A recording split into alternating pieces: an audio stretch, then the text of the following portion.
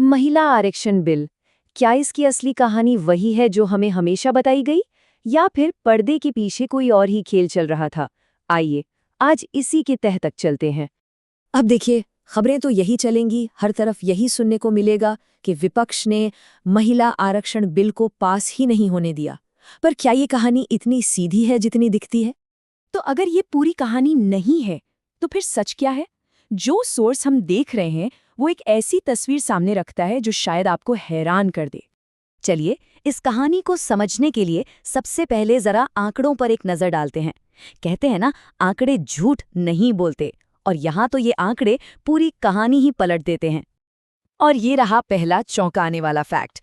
2023 में एक महिला आरक्षण बिल असल में पास हो चुका था।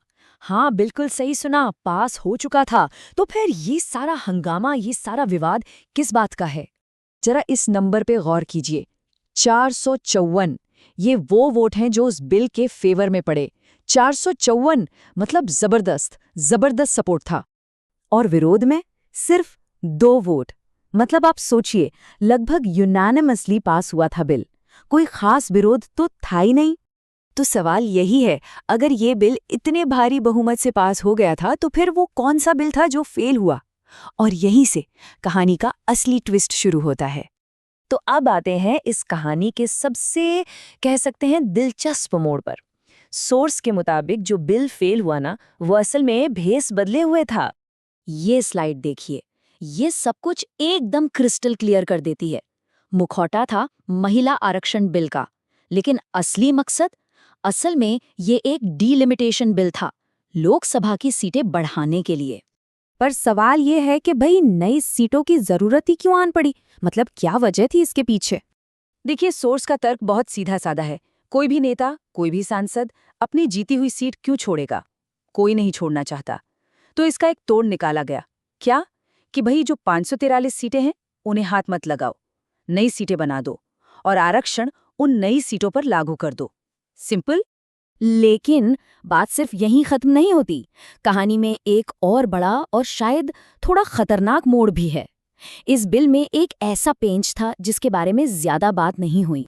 सोर्स का आरोप ये है कि ये बिल सरकार के हाथ में एक ऐसी पावर दे देता जिससे वो चुनावी नक्शे, मतलब इलेक्टोरल मैप्स, अपने मर्जी से बदल सकती थी। और ये कंट्रोल अभूतपूर्व होता, अनप्रेसिडेंटेड। मतलब सरकार तय करती कि कौन सी जनगणना इस्तेमाल करनी है।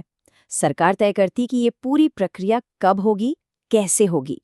और सबसे अहम, नए चुनावी क्षेत्रों की बाउंड्रीज, उनकी सीमाएं कहाँ से कहाँ तक होंगी, ये भी सरकार ही तय करती।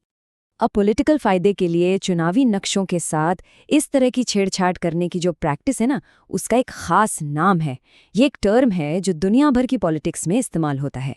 इसे कहते हैं गैरीमैंडरिंग। इसका मतलब आसान भाषा में यह है कि आप अपने चुनावी क्षेत्र की बाउंड्री को इस तरह से खींचें, इस तरह से तोड़ मरोड़ दें कि आपकी ही पार्टी को फायदा हो, कि आपकी जीत लगभग पक्की हो जाए।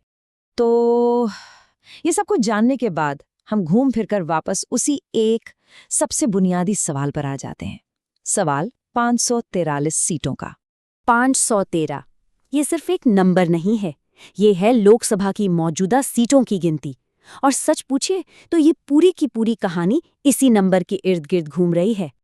तो आखिर में सोर्स हमारे सामने यही एक बड़ा सवाल छोड़ जाता है कि अगर इरादा सच में महिलाओं को आरक्षण देने का था, तो फिर जो मौजूदा 543 सीटें हैं, उन पर क्यों नहीं?